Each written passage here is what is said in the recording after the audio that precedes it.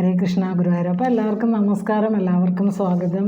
ഇന്ന് നാരായണീയം ദശകം 56 നമുക്ക് പാരായണം ചെയ്യാം. അത് എന്താണെന്ന് അതിൻ്റെ കഥ ഒന്ന് നോക്കാം. അപ്പോൾ 54, 55 ദശകങ്ങളിൽ കാളിയൻ എന്ന സർപ്പം കാളിന്തി ജലത്തിൽ താമസമാക്കിയതിൻ്റെ കാര്യങ്ങളും പിന്നെ അതുപോലെ വിഷജലം കുടിച്ച ഗോപന്മാരെയൊക്കെ ഭഗവാൻ പുനരുജ്ജീവിപ്പിച്ച കാര്യമൊക്കെ പറഞ്ഞു. അപ്പോൾ ഇനി നമ്മൾ പറയാൻ പോകുന്നത് പ്രധാനപ്പെട്ട ഒരു ഭഗവാന്റെ കാളിയമർദ്ദനം എന്ന ആ ഒരു നൃത്തത്തെക്കുറിച്ചും ആ ഒരു ലീലയെക്കുറിച്ചുമാണ് പറയുന്നത്. അപ്പോൾ ഇവിടെ ഈ ഒരു കാളിയ മർദ്ദന ലീലയുടെ തത്വം എന്താണെന്ന് ചോദിച്ചാൽ, നമ്മുടെ ഉള്ളിലെ കാമക്രോധ മോഹ മത മാത്സര്യം തുടങ്ങിയ 1000 വികാരങ്ങളാണ് 1000 ഭണങ്ങൾ, കാളിയൻ്റെ ഭണങ്ങൾ. അപ്പോൾ ഇതൊന്നൊന്നായിട്ട് ഇങ്ങനെ ഉയർന്നുകൊണ്ടിരിക്കുക. അപ്പോൾ ഭഗവാൻ തൻ്റെ തൃക്കാല കൊണ്ട് ഈ അഹങ്കാരമാകുന്ന ഭണങ്ങളെ ഇങ്ങനെ താഴ്ത്തിക്കൊണ്ടിരിക്കും. അതാണ് ഈ കാളിയമർദ്ദന ലീലയുടെ ആ ഒരു തത്വം എന്ന് പറയുന്നത്. അപ്പോൾ ആ ദുർബലതകൾ, മനസ്സിൻ്റെ ദുർബലതകളാണ് അഹങ്കാരത്തിൻ്റെ രൂപത്തിലും ഒക്കെ വരുന്നത്. അപ്പോൾ അതിനില്ലാതെയാക്കാൻ കൃഷ്ണനാമങ്ങളും കൃഷ്ണൻ്റെ പാദഭജനവും ഒക്കെയാണ് സഹായിക്കുക എന്നാണ് ഇവിടുത്തെ തത്വം. ഇനി ഭഗവാൻ നൃത്തം ചെയ്ത് തുടങ്ങിയെന്ന് കഴിഞ്ഞ ഒരു ദശകത്തിൽ പറഞ്ഞു. അപ്പോൾ ആ ഒരു സമയത്ത് ദേവസ്ത്രീകൾ ദേവന്മാരെയൊക്കെ വാദ്യഘോഷങ്ങളും മുഴക്കി പാട്ടുപാടി എന്നൊക്കെ പറഞ്ഞു. അപ്പോൾ ആ ഭണങ്ങളിൽ ഭഗവാന്റെ പാദങ്ങൾ മാറി മാറി വെച്ചുകൊണ്ട് ഭഗവാൻ തന്നെ കൈകൊണ്ട് താളം പിടിച്ചുകൊണ്ടും ഉയർന്നു വരുന്ന ഓരോ ഭണങ്ങളിലും മാറി മാറിയാണ് ചവിട്ടുക. ഒരു ഭണം ഉയരുമ്പോൾ അതിനെ ഭഗവാൻ ചവിട്ടിത്താത്തും. പിന്നെ അതുപോലെ അടുത്ത ഭണം അപ്പോഴേക്കും വരും. അപ്പോൾ ഇത് എന്താ കാണിക്കുന്നതെന്ന് ചോദിച്ചാൽ, നമ്മുടെ ഉള്ളിലെ പലതരത്തിലുള്ള നെഗറ്റീവ് തോട്ട്സ്, ദുർബലതകൾ ഇതുപോലെയാണ്. ഈ ഭണങ്ങൾ ഉയരുന്ന പോലെയാണ്. ഒരു ദുർബലത താന്നു പോകുമ്പോൾ അടുത്ത ദുർബലത ഉയരും. അങ്ങനെ ഭഗവാന്റെ കാലുകൾ കൊണ്ട് ഈ അഹങ്കാരമാകുന്ന ദുർബലതകളെ എങ്ങനെയാണോ കാളിയൻ്റെ അഹങ്കാരത്തെ നശിപ്പിച്ചത്, അതുപോലെ ഭഗവാൻ നമ്മുടെയും ദുർബലതകളെ നശിപ്പിക്കും. അതിനാണ് നമ്മൾ നാമജപവും ഒക്കെ നടത്തേണ്ടത്.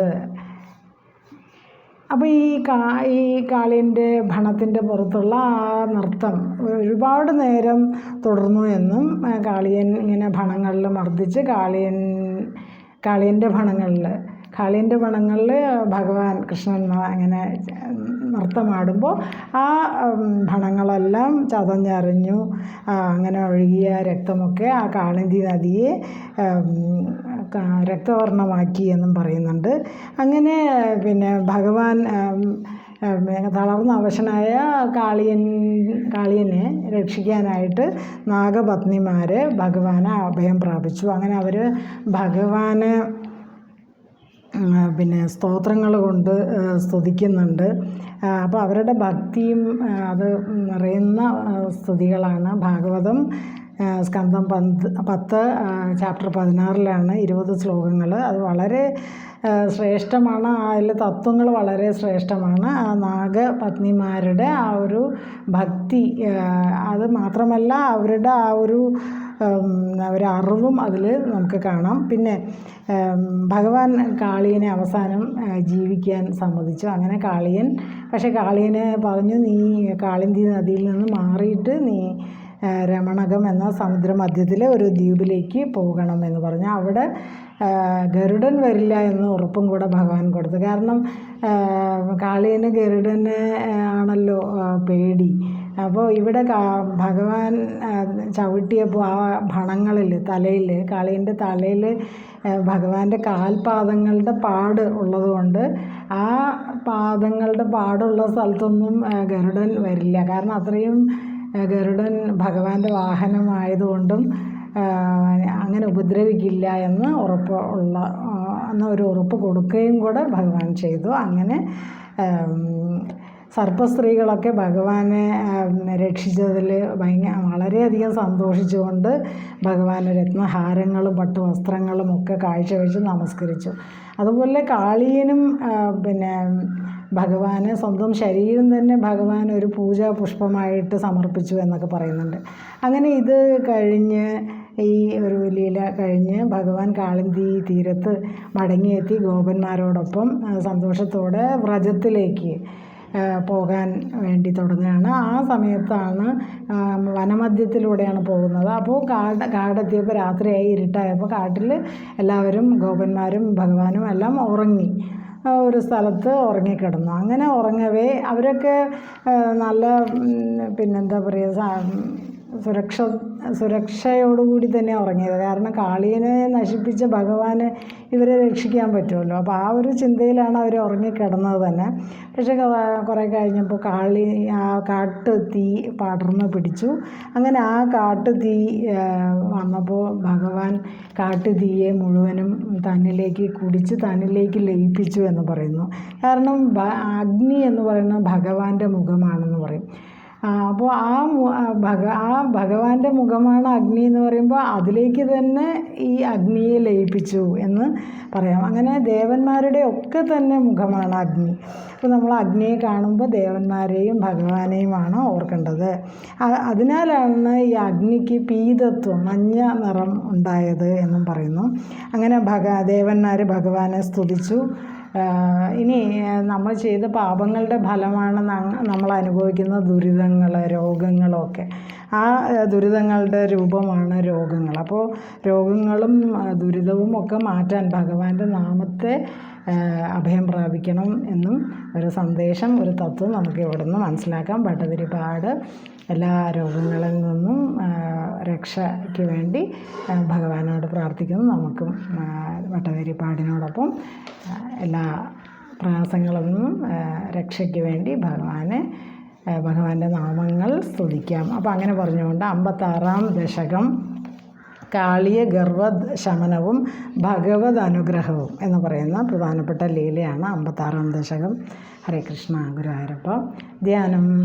പീതാംബരം കരവിരാജിത ശംഖചക്ര കൗമോദഗീ സരസിജം കരുണാസമുദ്രം രാധാസഹായമതിസുന്ദരമന്ദഹാസം വാതാലൈശമനിശം ഹൃദി ഭാവയാമി. വായിക്കാം. 56-ാം ദശകം നാരായണീയം. രുചിരകമ്പിതകുണ്ടലമണ്ഡലഃ സുചിരമീശനനർത്തിതപന്നഗേ അമരതാഡിതദുന്ദുഭിസുന്ദരം വിയതി ഗായതി ദൈവതയൗവദേ. നമതി യദ്യദമുഷ്യശിരോഹരേ പരിവിഹായ തദുന്നതമുന്നതം പരിമദൻ പദപങ്കരുഹാചിരം വ്യഹരധാകരതാളമനോഹരം ത്വദവ ഭഗ്നവിഭുഗ്നഫണാഗണേ ഗണിതശോഷിതപാദസി ഫണിപദാവ വസീധതി സന്നതാ തദബലാ തവ മാധവപാദയോഃ. അയി പുരൈവ ചിരായ പരിശ്രുത ത്വദനുഭാവവിലീനഹൃദോഹിതാഃ മുനിഭിരപ്യനവാപ്യപഥൈസ്തവൈർനുനുപുരീശ ഭവന്തമയന്ദ്രിതം.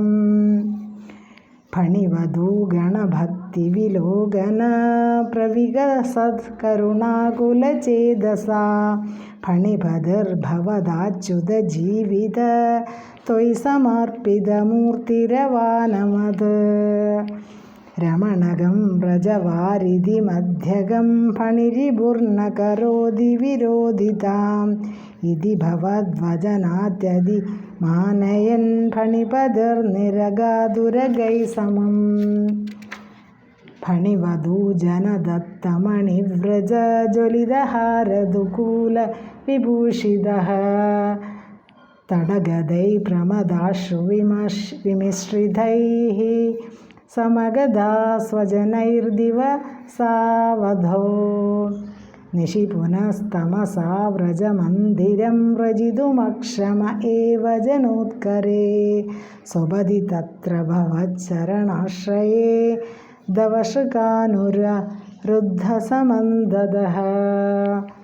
പ്രബുധിധാനത പാലയ പാലയേതി ഉദയദാർത്തരവാൻ പശുപാലകാൻ അവിതുമാശുപപാദമഹാനലം കിമിഹ ചിത്രമയം ഖലു തേ മുഖം ശിഖിനിവർണ്ണത ഏവ ഹി പീതത പരിലസദ് അധുനാ ക്രിയയാപ്യസൗ ഇതി നൊദ പശുപൈർമുദിതൈർവിഭോ ഹര ഹരേ ദുരിതൈ സഹമേ ഗദാൻ. ഹരേ കൃഷ്ണ. ഗുരുവായൂരപ്പ.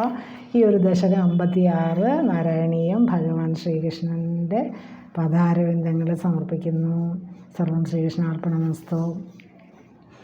കായേന വാചാ മനസേന്ദ്രിയൈർവാ ബുദ്ധ്യാത്മനാ വാ പ്രകൃതേ സ്വഭാവാത് കരോമി യദ്യത് സകലം പരസ്മൈ നാരായണായേതി സമർപ്പയാമി.